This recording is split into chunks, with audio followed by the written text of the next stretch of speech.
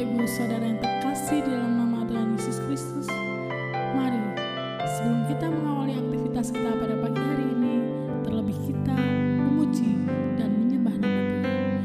Biarlah hanya Tuhan yang diagungkan dan disembah.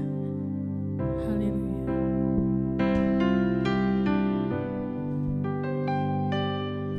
Seperti ruh saya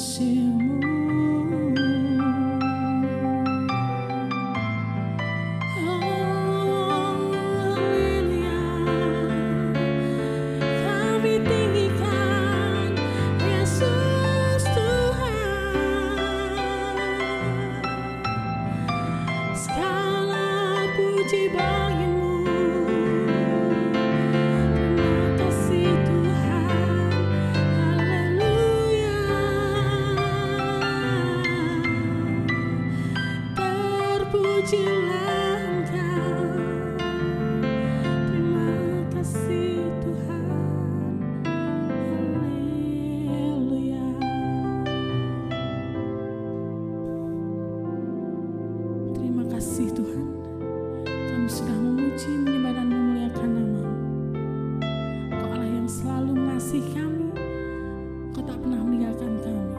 Terima kasih Bapa, terima kasih. Sebentar kami akan mendengar kebenaran firman-Mu. Biarlah Engkau mengurapi lidah dan bibir hamba-Mu yang akan menyampaikan firman. Terima kasih Bapa di surga, kami sudah berdoa dan mengucap syukur. Haleluya, amin. Shalom Bapak Ibu yang dikasihi Tuhan, dimanapun Bapak Ibu berada, saya percaya hari ini adalah hari yang luar biasa yang diberikan Tuhan kepada kita. Oleh karena itu, mari sebelum kita melakukan segala aktivitas kita pada hari ini, kita akan bersama-sama merenungkan firman Tuhan sebagai dasar di dalam kehidupan kita. Bapak Ibu dan saudara-saudara yang dikasihi Tuhan, selama 1 bulan ini, karena ini sudah berada di penghujung bulan, kita dibawa menjadi masuk dalam sebuah perenungan pribadi bagaimana hidup kita ini menjadi luar biasa dengan memiliki hati hamba. Dan karena itu banyak hal yang kita pelajari melalui renungan pagi atau doa pagi online yang berkaitan dengan hamba, dengan satu tujuan bahwa di dalam kehidupan kita dibawa semakin hari semakin luar biasa untuk perkenanan Tuhan di dalam pelayanan kita melayani Tuhan maupun melayani di dalam masyarakat. Bapak Ibu dan saudara-saudara yang dikasihi Tuhan, kalau kita berbicara dengan sebuah kata hamba Tuhan, memang hamba Tuhan adalah hamba yang dipakai untuk melayani Tuhan, baik di sepenuh waktu ataupun separuh waktu. Melayani Tuhan itu sering disebut dengan hamba Tuhan. Tetapi karena kita masih berkaitan dengan di dunia ini, kita ini juga menjadi pelayan-pelayan yang dipakai di dalam kehidupan kita, sehingga kita menjadikan pribadi kita ini sebagai pelayan. Bagaimana kita mengerti sebuah karakter dari Tuhan Yesus sendiri, yaitu karakter sebagai hamba Tuhan. Karena di dalam Markus 10 ayat yang ke-45 dikatakan anak manusia juga datang bukan untuk dilayani, melainkan untuk melayani dan untuk memberikan nyawanya menjadi tebusan bagi banyak orang. Nah, inilah yang menjadi teladan kita bagaimana karakter Tuhan Yesus itu harus ada di dalam kehidupan kita, baik kehidupan kita bergereja ataupun kita berada di dalam sebuah komunitas masyarakat melalui pekerjaan kita dimanapun kita ditempatkan. Oleh karena itu, mari kita memiliki yang namanya karakter Tuhan Yesus. Bagaimana kita ini menjadi seorang hamba yang bisa menunjukkan yang penuh dengan kesetiaan, dengan ketaatannya, kita melayani dengan hati kita, taat kepada perintah dan perkenanan Tuhan, sehingga kita ini juga dibawa untuk memiliki sikap hati, sikap yang berhati-hati di dalam bertindak, berhubungan dengan orang lain, berhubungan dengan orang-orang yang kita layani, bagaimana tingkat pelayanan kita menjadi pelayanan yang berkarakter atas karakter Tuhan Yesus sendiri. Dan pelayanan kita itu dibawa di dalam semua aspek kehidupan, karena kita tidak terbatas untuk melayani. Misalnya kita sebagai resepsionis, bagaimana kita dibawa seorang pelayan-pelayan yang melayani dengan karakter seorang hamba, dengan meneladani Tuhan Yesus, membawa kasih kita untuk melayani orang lain dengan memiliki hati hamba. Oleh karena itu, kita sudah tahu kalau hamba itu adalah merupakan sebuah atau orang bawahan, bagaimana kita harus taat dan setia kepada orang yang memberikan sebuah perintah kepada kita.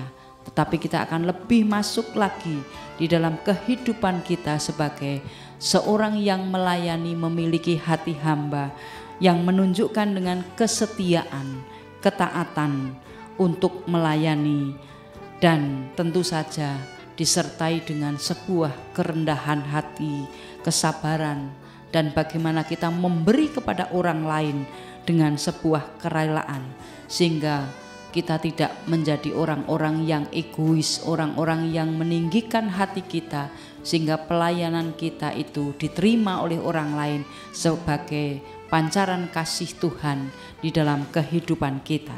Oleh karena itu mari kita baca di dalam Ulangan 7 ayat yang ke-9. Sebab itu haruslah kau ketahui bahwa Tuhan Allahmu, dialah Allah yang setia, yang memegang perjanjian dan kasih setianya terhadap orang yang kasih kepadanya dan berpegang pada perintahnya sampai kepada beribu-ribu keturunan. Bapak, Ibu, dan saudara-saudara yang dikasihi Tuhan, ketika kita berada ditempatkan dimanapun kita berada di dalam kehidupan kita, kita ini punya yang namanya tugas melayani orang lain. Tetapi pelayanan kita harus memiliki karakter hamba. Yang pertama adalah tentang kesetiaan. Tadi sudah kita dengar bersama bahwa Tuhan itu adalah Tuhan yang setia. Allah yang setia, tidak pernah meninggalkan sedetik pun di dalam kehidupan kita. Maka ketika kita menyadari bahwa itu Allah yang setia, maka kita meyakini akan keberadaan Allah menjadi hal yang utama. Bagaimana kita itu membentuk rasa percaya kepada Tuhan, kepada Allah sendiri yang tidak pernah meninggalkan di dalam kehidupan kita. Sehingga pelayanan kita dengan kesetiaan kepada Tuhan, kita bisa melayani orang lain dengan sebaik-baiknya. Di dalam Ratapan 3 ayat 22 dan 23 dikatakan, tak berkesudahan kasih setia Tuhan, tak habis-habisnya rahmatnya, selalu baru tiap pagi, besar kesetiaanmu. Inilah janji Tuhan, kesetiaan Tuhan sudah dinyatakan. Oleh karena itu kita yang sudah menerima kesetiaan itu, kita lakukan dengan kesetiaan, meneladani Kristus.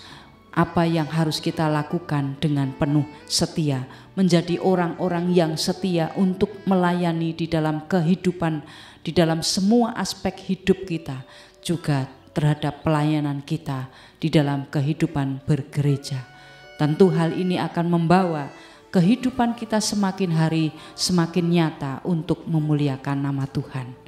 Kemudian yang berikutnya di dalam Roma 13 ayat yang pertama, tiap-tiap orang harus takluk kepada pemerintah yang di atasnya, sebab tidak ada pemerintah yang tidak berasal dari Allah, dan pemerintah-pemerintah yang ada ditetapkan oleh Allah.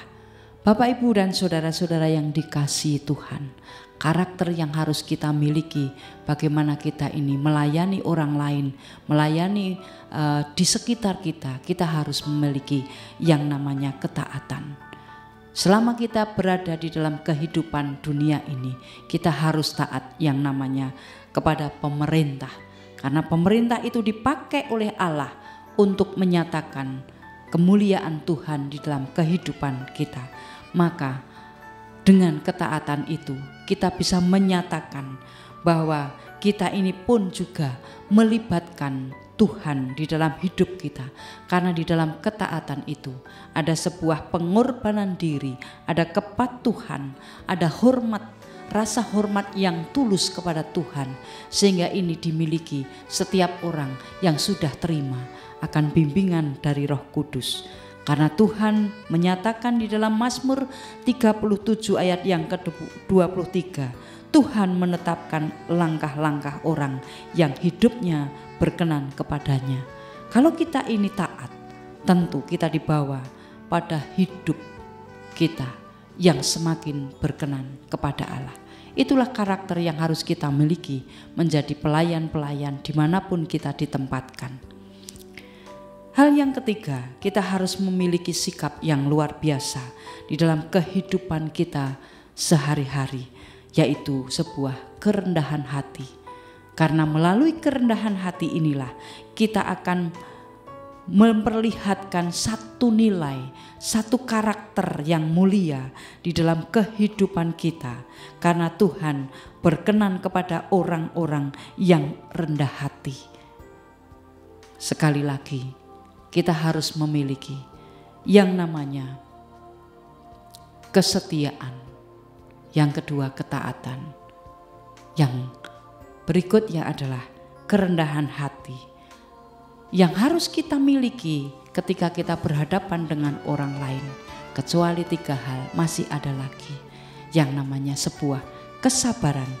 Bagaimana kita hidup ini berada di dalam sebuah komunitas yang harus menggunakan hikmat yang kita minta dari Tuhan, karena orang yang diam itu berarti tidak kalah, tetapi orang yang diam itu justru orang yang bersabar untuk mendapatkan sebuah kemenangan.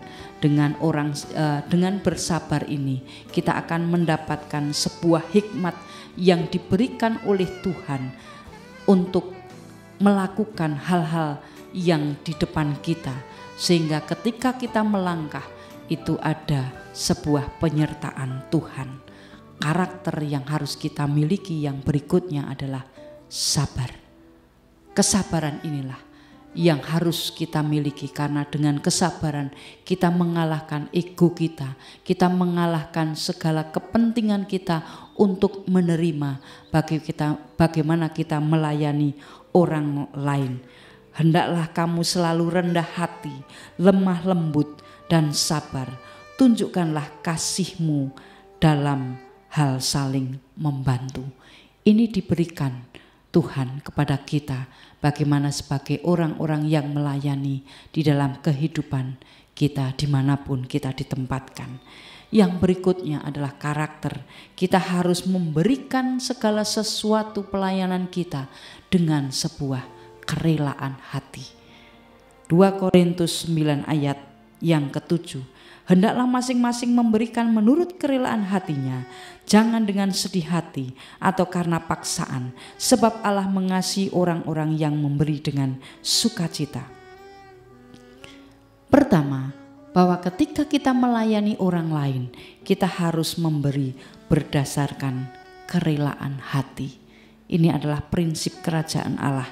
Karena segala sesuatu yang diberikan dengan kerelaan hati itu akan menjadi berkat, akan menjadi baik bagi penerima ataupun baik bagi sang pemberi itu sendiri. Karena kerelaan hati ini adalah suatu sikap yang terpancar dari dalam diri seseorang, bukan dari luar atau atas perintah orang lain. Kalau kita melayani dengan kerelaan hati, itu berarti datang dari dalam diri kita. Dan tentu kalau itu keluar dari dalam diri kita, tuntunan Roh Kudus itu ada pada kita. Inilah memberi yang namanya dengan kerelaan hati. Yang berikutnya adalah memberi dengan sukacita. Di dalam sukacita itu tidak ada yang namanya gerutu. Mari kita melayani dengan sukacita, tanpa ada keluh kesah, tanpa ada gerutu, sehingga kita bisa dipakai di dalam semua hal di dalam kehidupan kita itu untuk menyatakan pelayanan kasih kita kepada orang lain, sehingga di dalam kehidupan kita hari lepas hari semakin dibawa oleh Tuhan untuk mendapatkan hikmat, tuntunan di dalam pelayanan kita, sehingga orang lain melihat di dalam hidup kita ini ada hati hamba, hati yang siap melayani Tuhan dengan penuh kesetiaan, dengan penuh ketaatan, dengan kerendahan hati, dengan kesabaran, dan kita memberi dengan kerelaan hati. Mari setelah sekian waktu kita dibimbing dengan firman, bagaimana kita menjadi pribadi-pribadi yang memiliki hati hamba. Kita nyatakan bahwa sekarang ini saatnya kita melayani orang lain dengan hal-hal yang sudah saya sampaikan, menjadikan berkat bagi orang lain, menjadi saluran berkat bagi yang ada di luar kehidupan kita, sehingga mereka melihat sinar kemuliaan Tuhan ada di dalam kehidupan kita. Kalau sinar kemuliaan Tuhan ada di dalam kehidupan kita, berarti kita menjadi orang-orang yang dipakai Tuhan, menjadi hamba-hamba Tuhan yang menyatakan kasih itu kepada orang lain, bisa menyatakan Injil. Kita nyatakan di dalam kehidupan kita, memancarkan kasih, kabar kesukaan itu bisa diterima oleh orang lain, dan banyak orang yang datang untuk diselamatkan. Selamat memasuki hari ini dengan berkat Tuhan. Mari kita berdoa. Terima kasih Tuhan, hari ini untuk firman-Mu. Kami akan mengerti Tuhan bahwa hidup kami ini Engkau pakai menjadi orang-orang yang melayani, baik itu di dalam kehidupan kami bergereja, kehidupan kami di dalam pekerjaan kami, di dalam studi kami, di dalam segala aspek kehidupan kami Tuhan, Engkau pakai. Engkau mampukan kami untuk tetap menjadi orang-orang atau menjadi pribadi yang memiliki karakter seorang hamba. Engkau yang akan menuntun melalui kesetiaan, ketaatan, kesabaran, kerendah hatian, dan kami siap untuk memberi dengan kerelaan hati. Mampukan kami untuk memasuki hari ini dengan penyertaan Tuhan, sehingga hari ini menjadi berkat bagi kami dan bagi sesama kami, dan tentu saja Tuhan untuk memuliakan nama-Mu. Di dalam nama Tuhan Yesus kami siap untuk memasuki hari ini dengan berkat kasih Tuhan. Haleluya, amin.